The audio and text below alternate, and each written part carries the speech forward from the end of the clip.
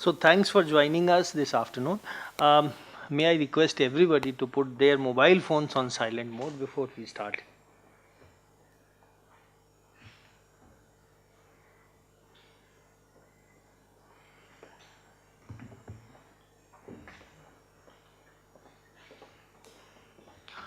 So it gives me immense pleasure to welcome everyone on the occasion of this public lecture on development challenges and the policy response and economic perspective on India's journey.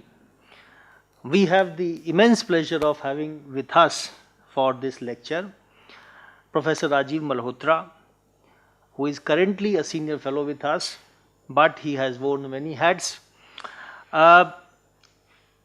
He bridges the world of academics and policy making, both as a civil servant at the national and international levels. He specializes in development economics and has over 25 years of experience, maybe more, probably 30 now. This 35. Must have been 35, all right. So sorry for cutting it down inadvertently by 10 years. No, I'm happy to be identified as a younger person. So he has worked with the government of India at various levels in the Planning Commission and the Ministry of Finance, where he was economic advisor to the Union Finance Minister for a number of years. He has also worked in the United Nations in various capacities, if I remember correctly, for about 6 years.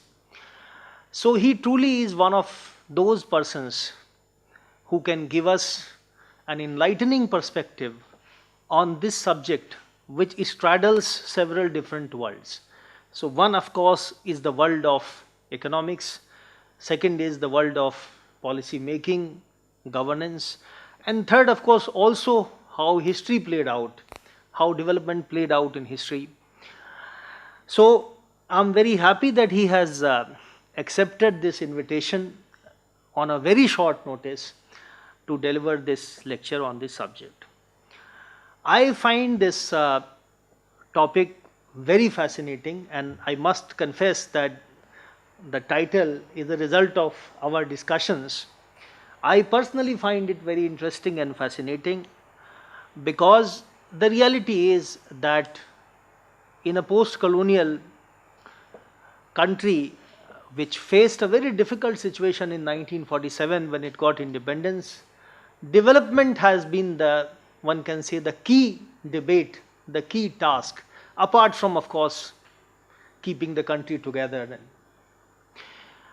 So the importance of how development challenges have been handled by the policymakers, what kind of responses have come from their side, and what has been the impact of economic decision making is very important because of all these reasons. I must say that the discourse on what should be the nature of development in independent India, what should be the nature of economic policy and also policy in general in independent India was actually formulated during the freedom struggle itself. To this day, much of what we naturally believe and argue about what development is, how it should be implemented, actually flows from the consensus, I would say, the consensus view about development which emerged during the freedom struggle. And we see that the trajectory is starting from the late 19th century, from the nationalist critique of the colonial economy, because it is the colonial economy which led to the kind of underdevelopment that India faced in 1947. Now, of course, we cannot accept the exaggerated accounts of India being necessarily prosperous in every way before the British, but the reality is that according to all evidence and statistics, it's evident that India was certainly at least a relatively prosperous country. I say relatively means in comparison with other parts of the world, India was certainly either more prosperous or at least not impoverished. But the fundamental change that happened during the colonial period was the large scale economic exploitation and impoverishment of the country. So the discourse of development which we inherited in 1947 is a direct outcome of that history. Now, what is the kind of India that the British left for us in 1947? That question is closely related to the question of development as it has played out in the last 75 years. In 1947, we were among the countries with the lowest per capita incomes in the world. I don't remember the exact figure now, but it was certainly near the bottom out of all the independent countries at that time. Our literacy rate, which again is related to development and per capita income, was just about 15%. The female literacy rate was just 6%. And here we are just talking about literacy, by the way. Just literacy. And literacy was defined as the ability to, maybe write your name and nothing beyond it. 75% people by any yardstick were below the poverty line. Famine, hunger, all kinds of problems were there. Of course, some manufacturing industries had developed, but even there one can say no proper industrialization of India had happened at the hands of the British. Of course, some people might argue that even now there are many big deficits in industrialization. I am sure Professor Malhotra is going to talk about it. So it is in that context, that history of the development discourse and the India, the dismal India, as Rabindranath Tagore had said just before his death, he had written a letter in which he had said, when the British finally leave India, what kind of India they will leave behind. So it will be an India in a miserable condition. So that is the India we inherited in 1947. So what did we make out of it in terms of development, how policy was formulated, what were the policy responses, what has been the contribution of various players in it. From the economic perspective, that is what Professor Rajeev Malhotra is going to talk about. So I wouldn't like to take more of the time away from the speaker. Once again, I welcome everyone to this public lecture, and I now request welcoming him once again to deliver his lecture. Good afternoon, everybody, and thank you, Raviji, for a very warm introduction and giving me an opportunity to actually meet all of you here this afternoon. I've been coming to this place now for over a month, or nearly a month, and I was looking for an opportunity to see some of you, the senior fellows, and others, staff members. And today's event actually gives me that opportunity to have that facial connect, which I could then build on in the coming days. So thank you for this opportunity. Now, Raviji mentioned that this was at a very short notice. Indeed, it was. And that has some advantages as well as some downsides. A downside is that you're not fully prepared in sharing what you want to share. And the upside actually comes from there, that you can actually get away with very little. So I seized this opportunity, and I'm going to talk about the development challenges and the policy response in the context of India's journey so far. This also happens to be an area where I intend to work more rigorously in the coming months, and my senior fellowship is basically around this theme. I'm trying to explore the policy transition in the country since independence, and not only till now, but also looking ahead for the next 30, 40 years. In other words, as a part of my research, I want to cover this 100-year span since 1947. So let me just come back to the topic that I have before me today. Say about 35, 40 minutes? Yeah, that's okay. That's, yes, and then we then can... Q&A, of course. Q&A, okay. So let me start by saying that, and I'm going to be provocative in parts, India is a land of great contradictions. The modern and the feudal coexist. Extremely rich and extremely poor are living side by side. Empowered and the voiceless are together. Unyielding caste based social order and a homogenizing restlessness of a globalizing urban societies panning out simultaneously. Multiple social affiliations and identities that all of us nurse, and the national identity comes only at the end. Institutional excellence coexists with institutional decadence. We have some of the best institutions in certain areas, but we are also uh, embarrassed seeing how some other institutions work in our country. There is talented entrepreneurship in our country. In the 90s, we practically didn't have any multinational corporation from India playing its role in the world. Today, there are many. So we have talented entrepreneurship. When they got an opportunity to flourish, they started flourishing.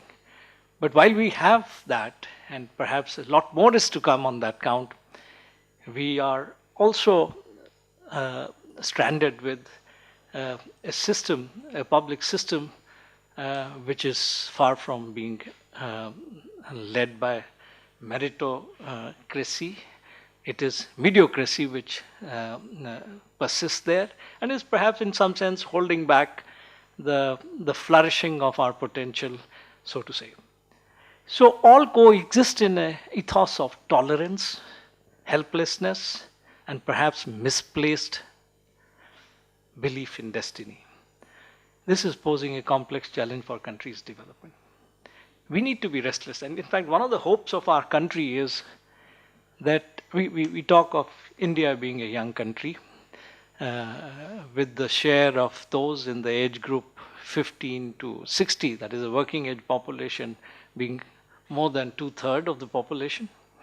We call ourselves young, and why that is seen as a big potential is because the restless energy that they bring to the system, for the system to respond and work. So there are some pluses, but we are also very tolerant people. We are tolerating a lot of injustice, inefficiencies, corruption, and everything that goes with us, with that in our daily lives. And we need to wake up and do something about it. But I wanted to just put these few contradictions that came to my mind last night, just to kind of place the backdrop to what I'm going to talk about. India's development challenge is essentially, and what Raviji said about the challenge at the time of independence, was the challenge to transform a backward developing entity into a developed nation. And what did this entail? It entailed actually 4 transformations that were required: an economic transformation, political transformation, a social transformation, and most importantly, a governance transformation that underpins all these transformations. Now, it is sometimes useful to put together a clubbing of various changes that you want in your lives, in your society, in certain nice headings that you can play around with, and that's what I've done. But one needs to unpackage what these transformations were, and then ask the question, where are we today? So if we look at the economic transformation, what is it that we set out with?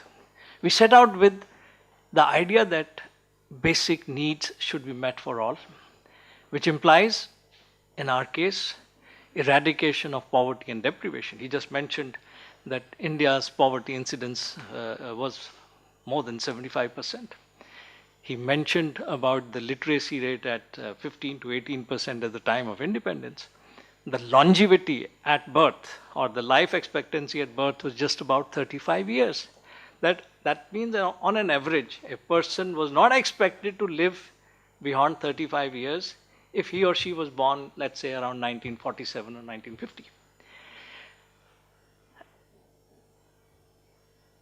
The second economic transformative challenge was that we need to create productive livelihood opportunities for all those who seek work. We need to improve, we sought improvement in living standards over the lifetime. Inequalities in income and wealth to narrow down over time. And all these were attributes of economic transformation to be met at an individual level. And there was something that we wanted for our system, for our society, for our country, and that was we wanted to create a society which is self-reliant, economically and ecologically sustainable development of the nation. So this was, in a sense, in a broad sense, the essence of economic transformation. Let me move on to the social transformation. We needed to educate ourselves. We needed to take that 18 or 15% literacy rate to, we are close to about 85% now. We needed to work on that, but we needed an educated and a socially sensitive society, not merely a literate society. We needed longevity with healthy life for all. We sought for ourselves a cohesive yet culturally diverse society, an inclusive society with prospects for social mobility. Social mobility is about being able to do things that are being denied to you because of your color, caste, religion, or language, or region, or whatever. So we needed to build a society that was inclusive and which encouraged social mobility. We needed equality of opportunities for all, with an eye to ensure that there are some outcomes which are met equally for everybody. So what does that mean? We needed to create a level playing field and create opportunities for people to not only get educated but seek healthy lives. But we also needed to ensure that the outcomes coming out of that process ensured certain results which were commonly available across the stream, across the board. And at a national level, so this was the concept of social transformation. The concept of political transformation was empowerment of every person and every community. Rule of law and access to timely justice, accountable, efficient and participatory democracy, decentralization of institutions and decision making. And at a collective level, we wanted to see a nation with a voice and capacity to protect its interests at the global level. So these were the ideas with which we wanted to launch on our process of development. And underpinning all these three transformations was the governance transformation. Now, what is governance? Governance is about having institutions, rules and regulations and policies in place to manage these three transitions or transformations that I mentioned.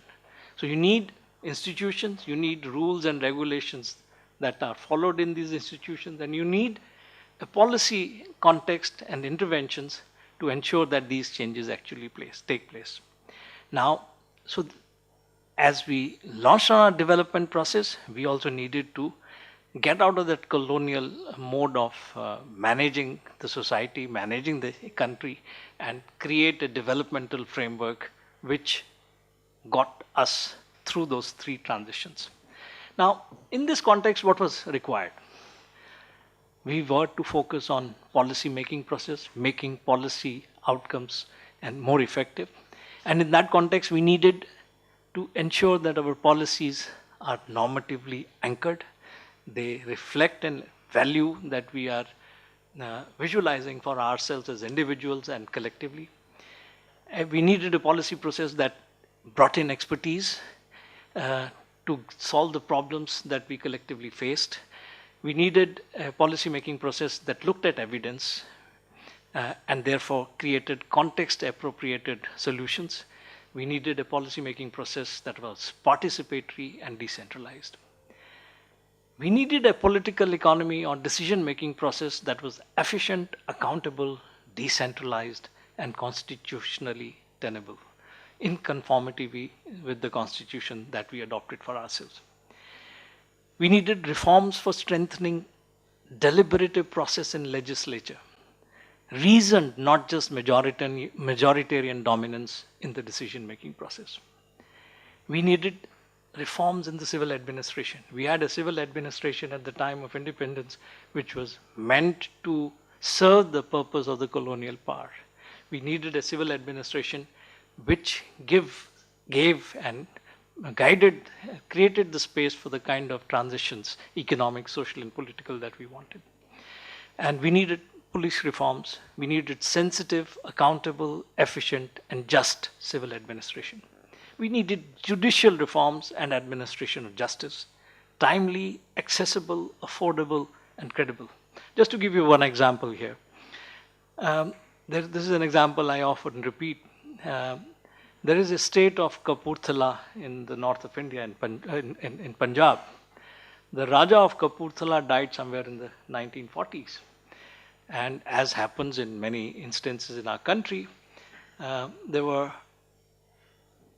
disputes in the family about the control of the assets which were left by the Raja of Kapurthala. Will you believe it? It has been 75 or more than 75 years since the first of those cases were lodged or taken to the court. And even now, not everything has been settled. So 3 generations have come and gone by and justice has not been delivered.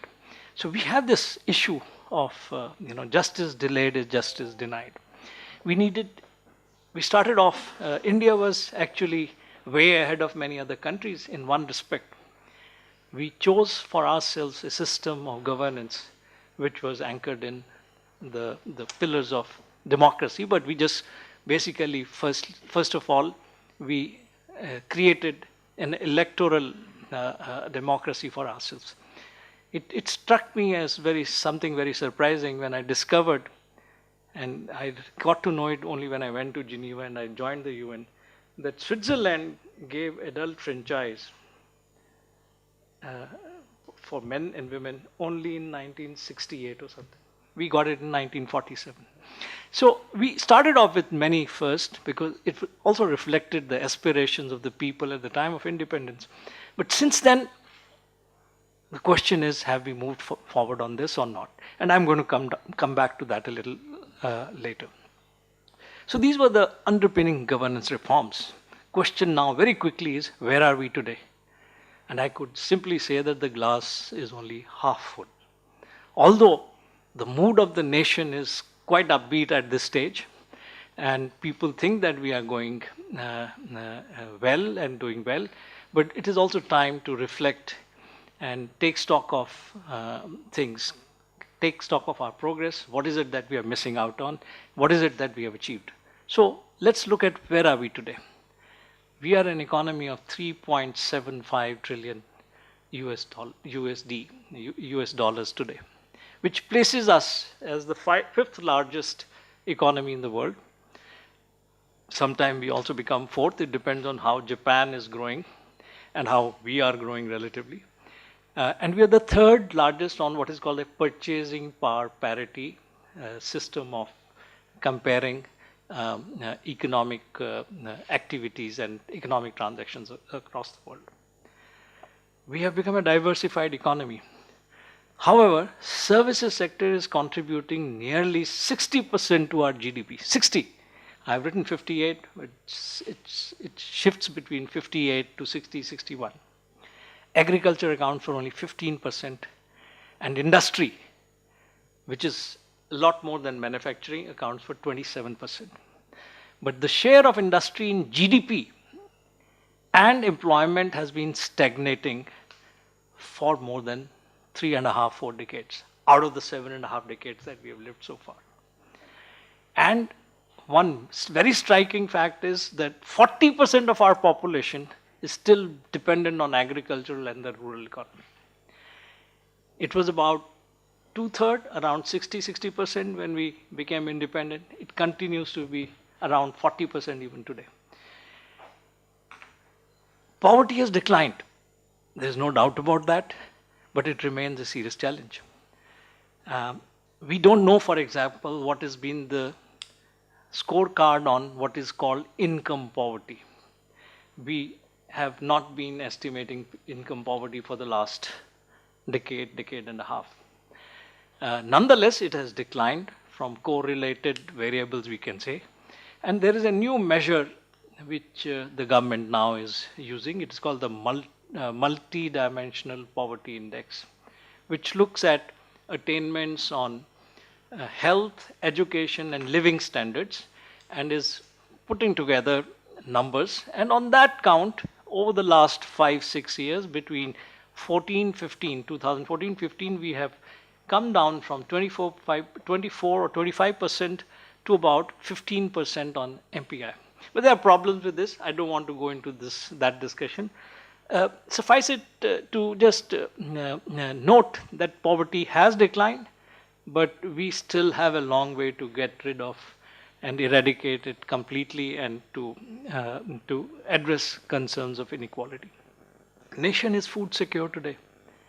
From a situation where we were holding a begging bowl, and we were being actually pushed around, including by our good friend today, which is this, I'm referring to the United States of America. They were pushing us around in the 60s because we didn't fit in their geopolitical thinking at that time.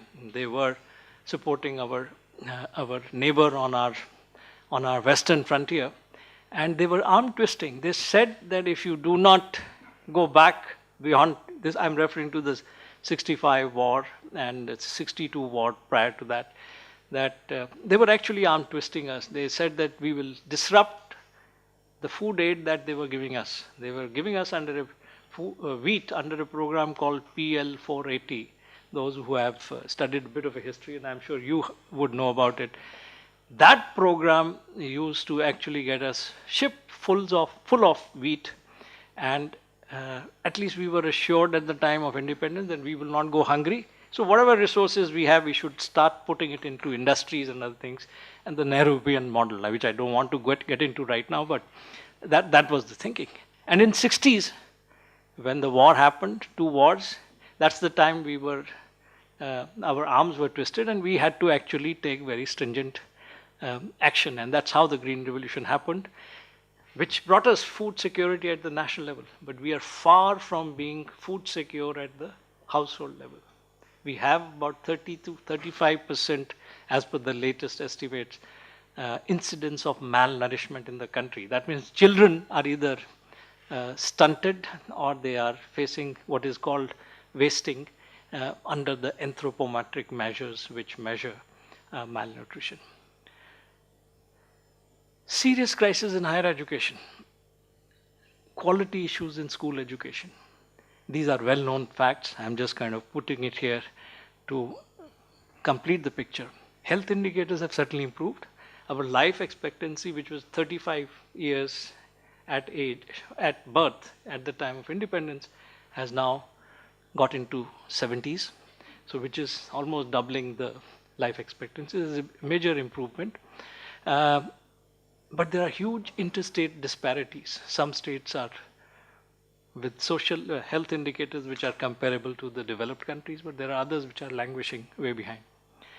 Our society continues to be segmented society. Caste, religion continue to be a source of social discord, widespread discrimination on multiple grounds. And since there are a lot of women I see in front, there's no denying the fact that that is one segment of our population which has been subject to multiple levels of discrimination, especially in rural areas. Culture of impunity. Before that, largest functioning democracy but not yet mature. Barriers to entry, vote bank politics, corruption, and unable to attract talent. So although we became an electoral democracy very early on in our life, but we haven't taken the next steps forward. There are high entry barriers. Today, if I want to join politics, I can't, because I neither have money bags, nor do I have muscles enough to find my way in. So we have created a system, and there is enough talent in our country, but we have created a system. It's much like the economic reforms we used to hear under the socialistic ideology which was guiding our economic reforms, there were huge entry barriers to in the market for producers to come and produce new products. Here's an anecdote I want to share with you. I got married in 1991, and as is the custom in our country, you get a little bit of a shagan, and when you're getting married, friends and family members contributed, and we acquired quite a bit of a kitty. And at that time, I was still bitten and being under the influence of cricket, because I used to play cricket. So the first thing I did was, I was able to convince my wife at that time, which I don't think I will be able to do now, after more than 30 years of married life together. But I was able to convince her to ask her to part with a substantial chunk of that money to buy a colored television with a remote control. I'm talking of 92. I thought this was the ultimate bliss in life, to sit on a couch and watch your favorite show or a cricket match, in my case, the cricket match. And there could be nothing better than that. But the point why I raised this anecdote was, do you know how much I paid for that television in 92? I paid 21,700 rupees. I could do it because of the money that I had got as gifts during my marriage. My salary at that time as a gazetted class 1 officer in the country was 3,200 rupees. In other words, I spent 7 times the amount of my monthly salary to buy a television set. 20 years later, the price of a television set, which was 21,000 that time, has dropped down to 6,000 or 7,000. I'm not talking of these fancy television sets that are there in the market, but a basic good television set is down to 7,000, 1/3 in nominal terms, and in real terms, maybe 1/10 of the price that I bought it in 92, 91. Why has that happened? It has happened only because of competition. Entry barriers to production were removed, and so you had a situation where the product are being available. Who benefited? The consumers benefited. We need this kind of competition everywhere, even in politics. But there are high entry barriers, I said, and so the talent that is there in this country is not finding expression there. Anyway, so to move on further, culture of impunity undermines rule of law. Justice delayed is justice denied. Governance reforms have been half-hearted, with large unfinished agenda in civil service reforms, judicial reforms, and electoral reforms. The question is, yes, the glass is half full, but it's also a fact that we have come a long way. And in many areas where the unfinished business still remained, there is progress being made, as recently as in the last few months or years. But we can't be satisfied. Now, let me just move over to the issues which were driving this process. All these elements, social, political, and economic transition, is actually intertwined. If you don't get one right, the others cannot be durably solved or adequately solved or effectively solved. So economics has to be looked at seriously, because economics determines the outcomes in other transitions. And the outcomes in other transitions will actually put our economics on a sustainable, inclusive path. That is what we set out for ourselves as we became independent. So let me just show you some charts. This chart is about the growth of GDP in the country since 1947-50 till as late as 2020. I haven't updated it, and that's the disadvantage of giving me a short notice. Had you given me a longer notice, I would have updated some of these graphs. Turn it to our advantage. So it's up to 2020. This tells us how the growth has panned out. And you'll see there are steps. Growth was 3.5% till 80s. Then it became about 5% in the 80s. Then it jumped further to 5.5%, 6% in the 90s. And this is how GDP has flourished. This table tells you, and I just don't want you to clutter up with your minds with too many figures, but there's one figure that I want you to see. And I guess it's in red. No, it is not in red. I just want to look at the bottommost row, which is the growth rate of per capita income. It was 1.4 in the first 20 years of our existence, 25 years existence. 80s it became 3.0, 90s it became 4.0. In the first decade of this millennium, it became 6.9%, and it's about 5.9. And in the last 5-7 years, it has come down a little bit. Why is this growth rate important? This growth rate is important because if the per capita income is growing at about 7%, a country can double its living standards in 10 years. But if you are growing at 1.5%, 2%, or 3%, it takes 30 years to get that kind of a result. So there is an exponential build-up in living standards, in your purchasing power, in your well-being, if you have that kind of dynamics operating in the economy. So the moral of the story here is we can't be happy with 7% GDP growth rate, because that gives us about 5% per capita GDP growth. And that is not enough given the magnitude of problems, the disparities, and the backlog of issues that need to be addressed in our case. The salient features, very quickly, all of us know it, what are the salient features of the reforms that we undertook? And I'm talking of post 1991 right up till now. They were more systematic. Although we started reforming in the 1980s, the more systematic initiative happened in the 1990s, and they were basically geared at improving transparency and discipline in the conduct of macroeconomic policy. Now, what is macroeconomic policy?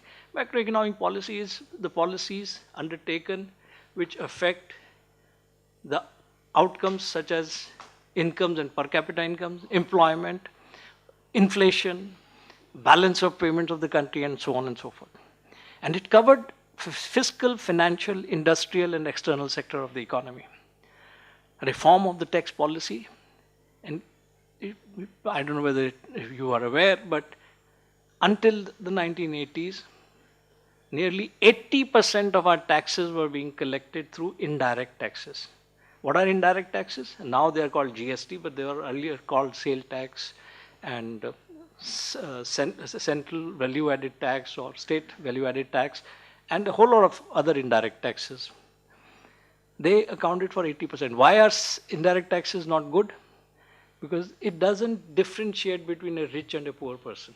Everybody ends up paying the same amount. Whereas direct taxes are progressive in nature. You pay direct taxes as per your income levels. So we need to collect, as a progressive society, we need to collect more money out of direct taxes than indirect taxes. But our system was such that it was collecting nearly 80% out of indirect taxes, which has now been kind of inverted, and we are now collecting about 55% of taxes from direct taxes instead of only 20%, which was the case.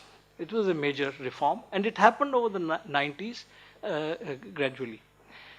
One very interesting thing about the politics of our country is that, be it UPA or be it NDA or whichever formation we have been ruled by, there is a broad consensus on the direction of the economic reforms.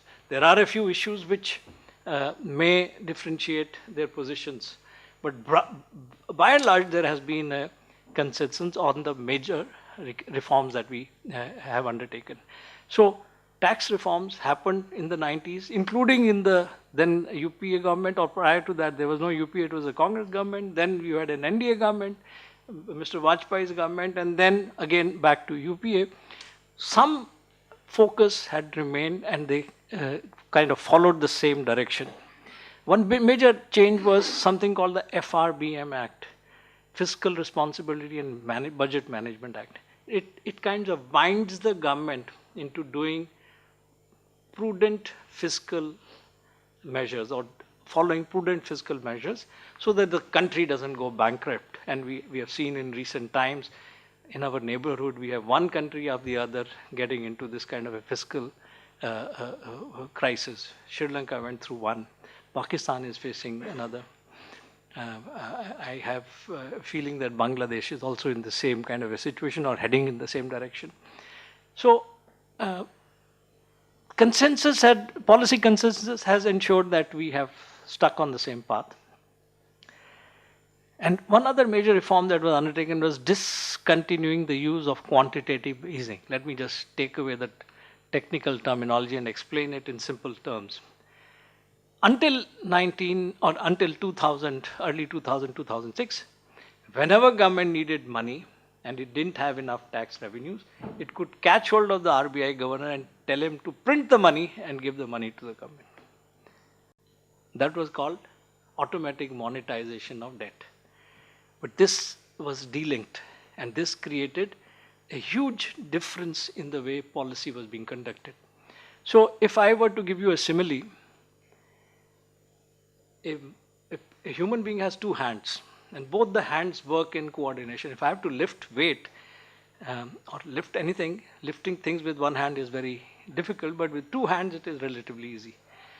In the economic context, the two hands of a policymaker are the monetary policy and the fiscal policy. But if you tie them together, then you are reduced to having a one hand, and heavy lifting doesn't happen. How had we tied up the two? Exactly through the way I described. If as a finance minister I could tell my RBI governor that print money whenever I need money, I was effectively tying his hand, the monetary policy that he controls, with my fiscal policy, which I control as the finance minister. So they were delinked, they were separated. That created another round of momentum in our policy environment, which was good. There was gradual liberalization of interest rates in the economy, reform of the capital market, financial sector reforms. Licenses were given to the private banks. Some PSU banks were consolidated, some more are now in the pipeline.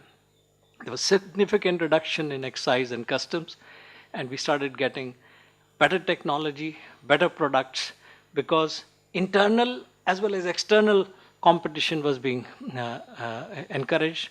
There were reforms, and a big reform in the last 10 years was the reform of the GST.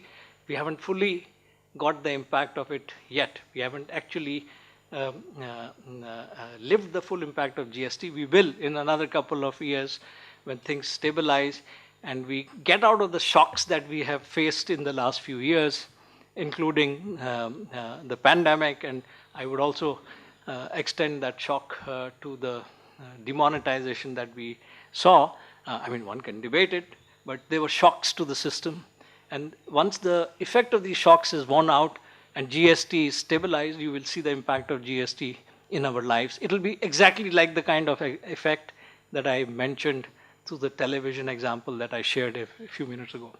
But on the whole, we created a more competitive macroeconomic environment. We created regulatory institutions. All these acronyms at the bottom are actually important regulatory bodies which are looking at pension funds, insurance, small scale loans, credit to the small scale sector, National Housing Bank, Ministry of Corporate Affairs, and Association of Mutual Funds. All these are important regulatory initiatives which have created a more efficient, a more competitive environment. We still have a long way to go, but it has done a fair amount already. Then there is something recently we have done in Insolvency and Bankruptcy Code and the setting up of IBBI, which actually is a entity which addresses the sickness in the business. Many firms, many companies get sick, and this is an entity which helps them come around. So all these reforms had an impact.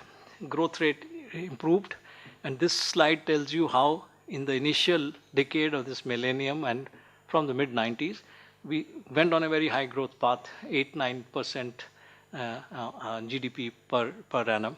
But then following the global financial crisis in 2008 and then subsequent issues, domestic issues and some international issues, shocks have put us on a slower growth path. And as I said earlier, this picture doesn't capture the last 4-5 years. If I were to extend this picture to the last 4-5 years, the dip in the last segment would be even more stronger.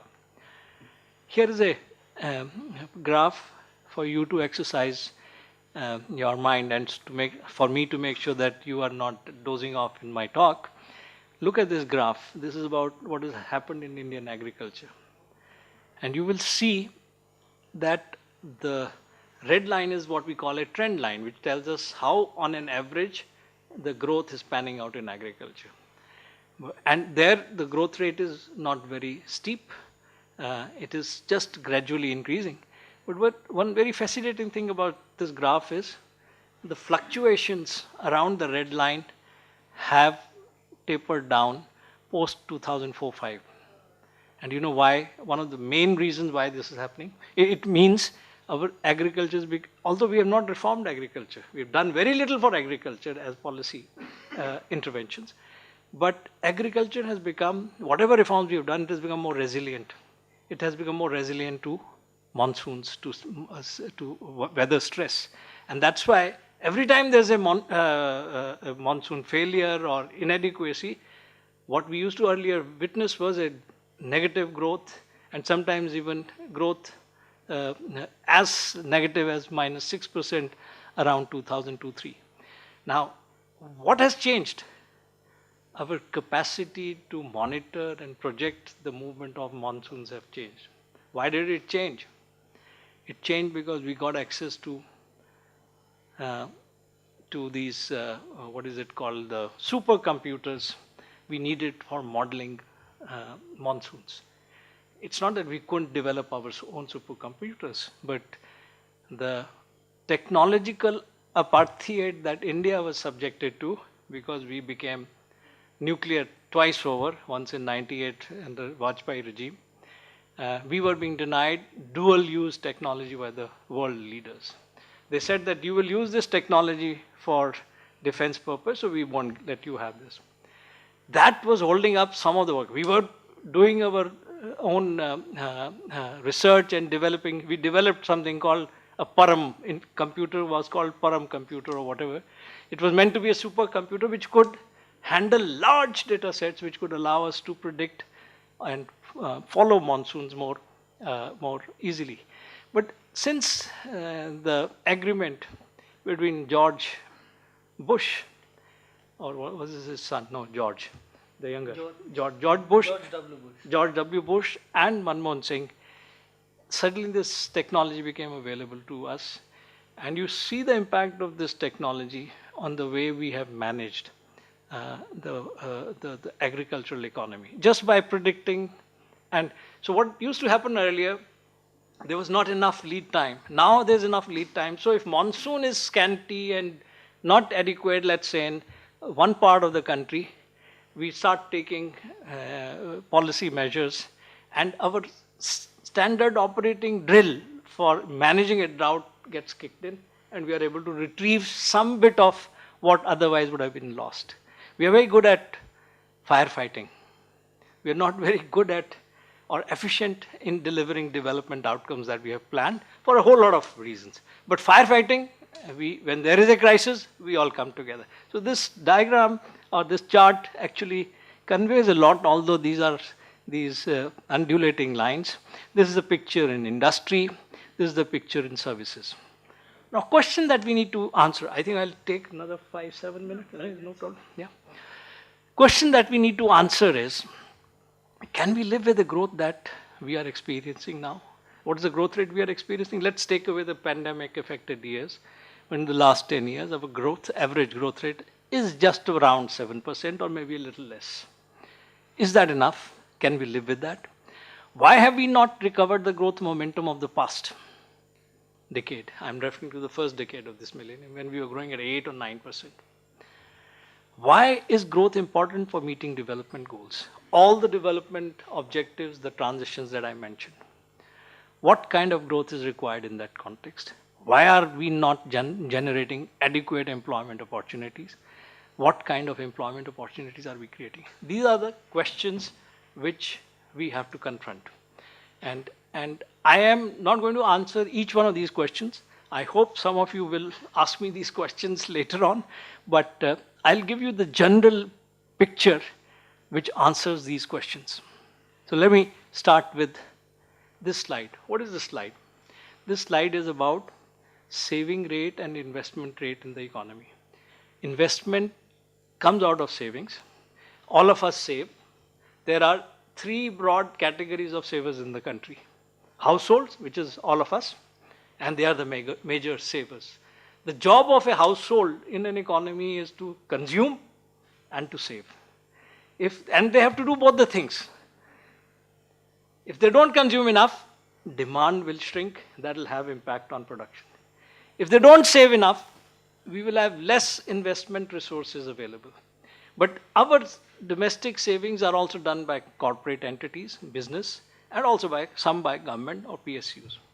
Now, saving rate can be supplemented, domestic saving rate can be supplemented through inflows of capital from outside, FDI, and other resources, other capital flows. So, investment rate in an economy is generally higher than the saving rate, and that's what you see. The saving rate is the blue line and the investment is the red line.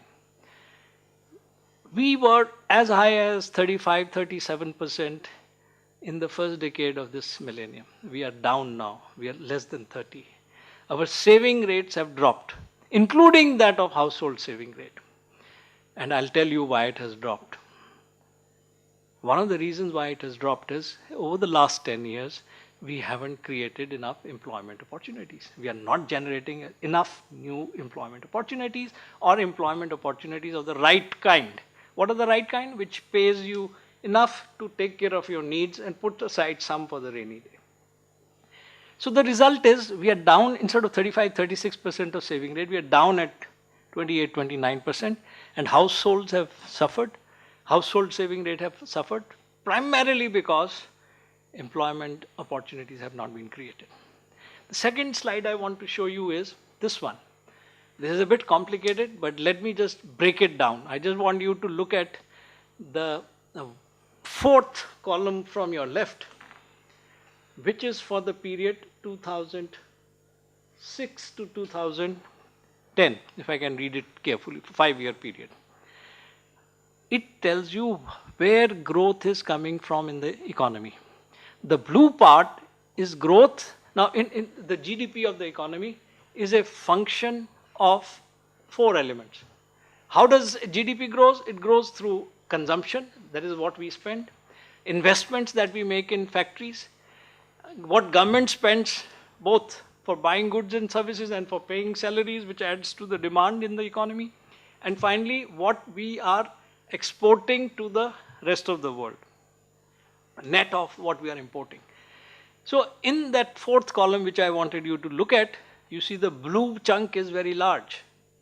What is that blue chunk? That is telling you the growth of private investment in the economy contributing to growth. Since 2006-11, that blue chunk is shrinking.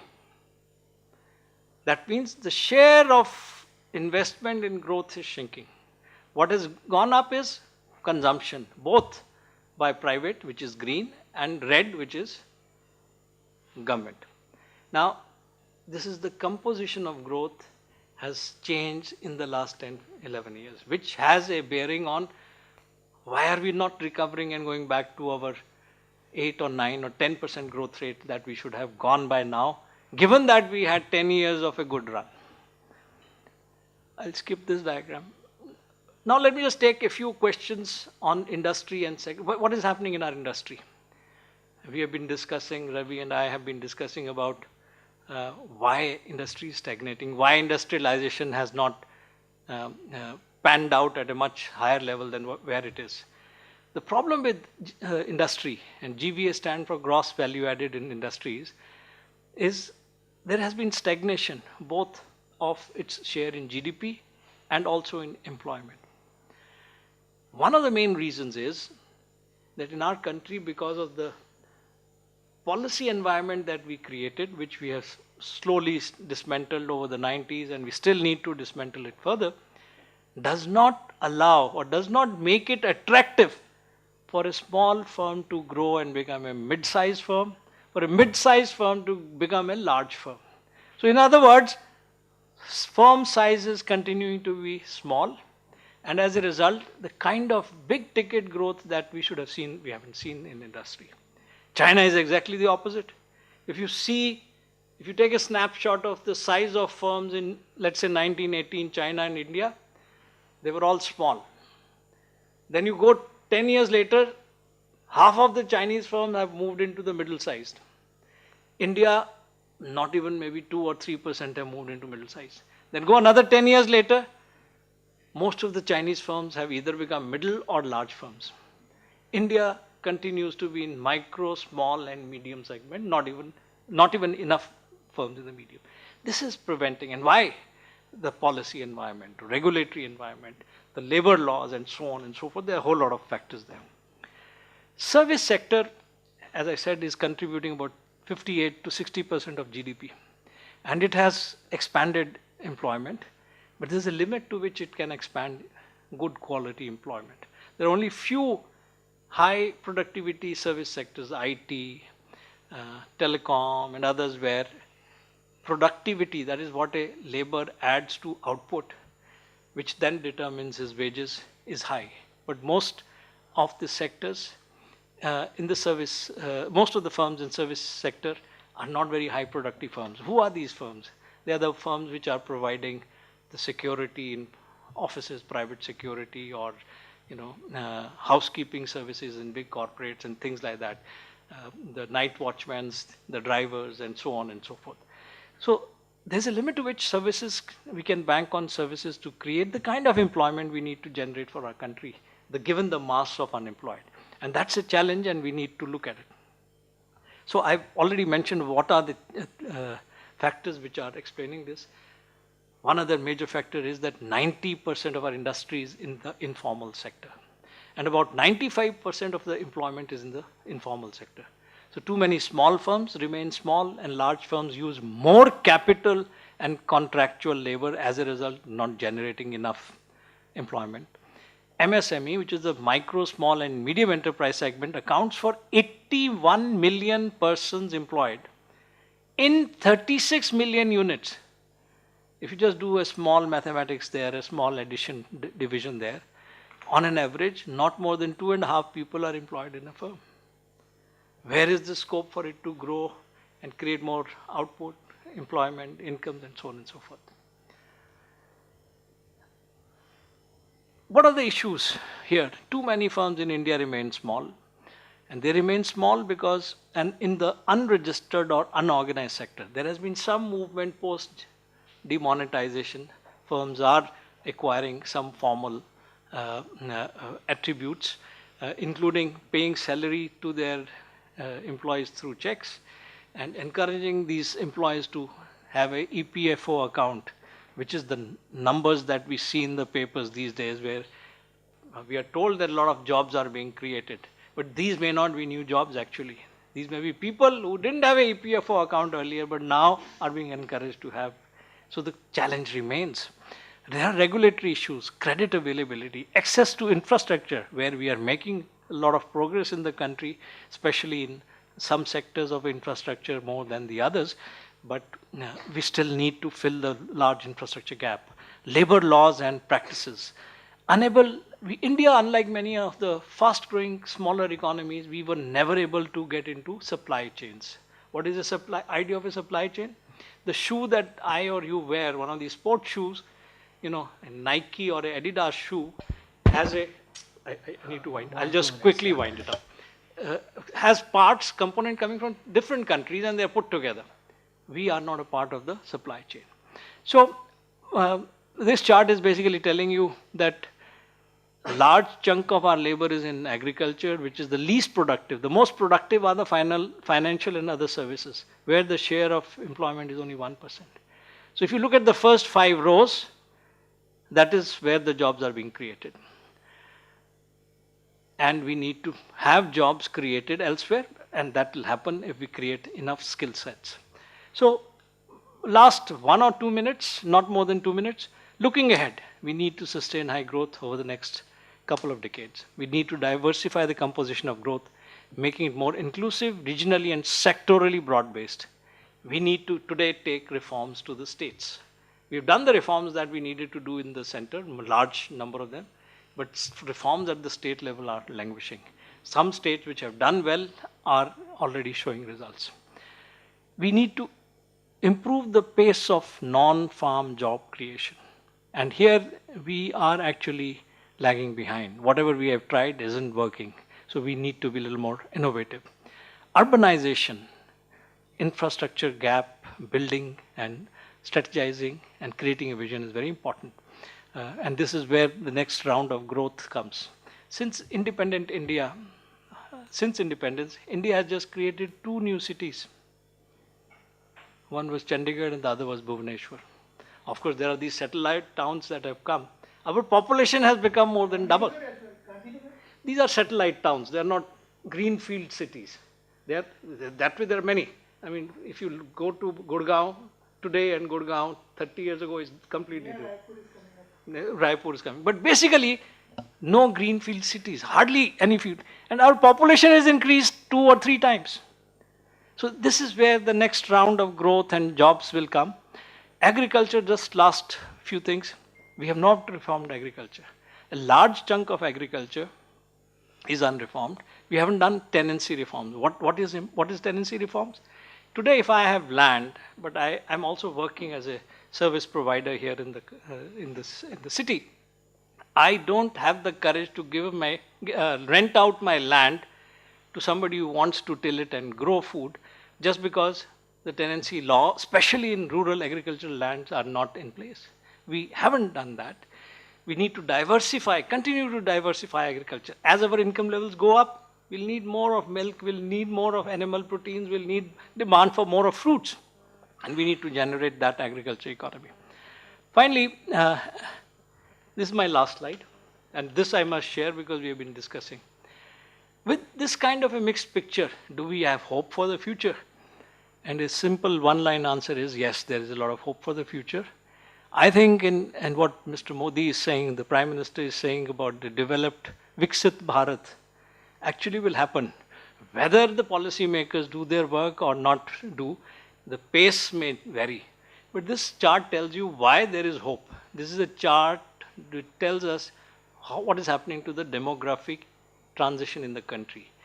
The green band is the share of working age population in the country, which is age 15 to 60. Black is above 60, which is elderly, and blue is children 0 to 4, 0 to 15. The blue and black are dependent on green. As long as the green is expanding, provided the green band has jobs to work on, everything is good. And that is where the hope is.